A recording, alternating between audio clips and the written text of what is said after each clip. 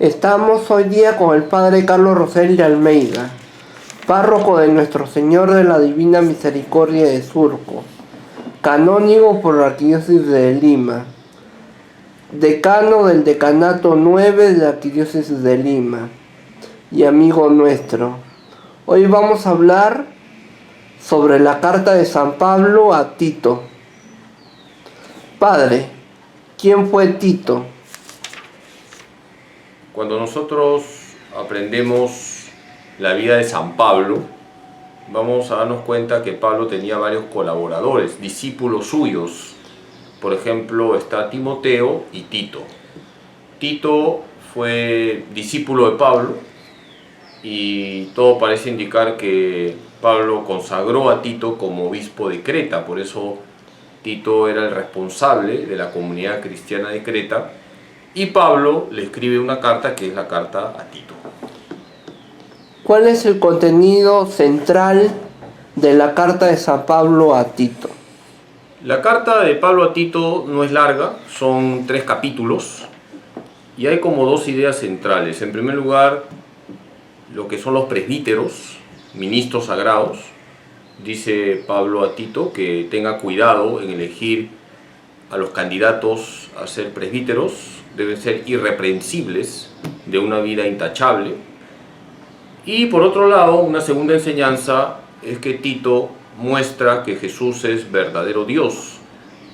En Tito 2:13 leemos que Jesús es el gran Dios y Salvador. ¿Cómo se aplica la carta de San Pablo a Tito en la vida actual? Hoy que tanto se habla sobre los sacerdotes, hoy que a veces algunos se dedican a criticar a los sacerdotes, la carta de Pablo a Tito muestra cómo hay que elegir correctamente a los candidatos al sacerdocio. Pablo le pide a Tito tener cuidado en la selección y también señala cómo los ministros sagrados, los presbíteros, deben llevar una vida limpia, una vida donde se refleje el Evangelio. Esto es muy actual. Los sacerdotes estamos llamados a reflejar a Cristo. Eso es por un lado. Otra enseñanza actual de la carta de Pablo a Tito es lo que les he mencionado sobre Jesucristo. Algunos niegan que Jesús es Dios. Por eso Tito 2:13 es actual. Jesús es el gran Dios y Salvador. Jesucristo es Dios, Jesucristo es nuestro Señor, Jesucristo es el único Salvador del mundo. ¿Cree que los principios rectores de lo que es el sacerdocio están en un primer momento escritos en la carta de San Pablo a Tito? No solo en la carta de Pablo a Tito, en el Evangelio están los principios rectores de lo que significa ser un sacerdote. Jesucristo, por ejemplo, dice que Él no ha venido para que le sirvan, sino para servir. Y los sacerdotes debemos tener presente eso que dice Jesús. Estamos para servir. Los principios rectores de lo que significa ser un sacerdote los ha colocado Jesucristo con su vida y con sus palabras. Jesucristo nos enseña a los sacerdotes que debemos ser pastores, no burócratas.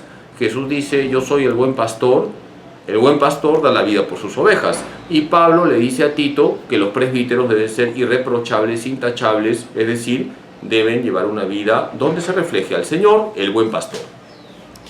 Fue el Padre Carlos Rosell de Almeida para la cámara de Freddy Armando Romero Paredes. Y la bendición de Dios Todopoderoso, Padre, Hijo y Espíritu Santo, descienda sobre ustedes y permanezca para siempre. Amén, Padre.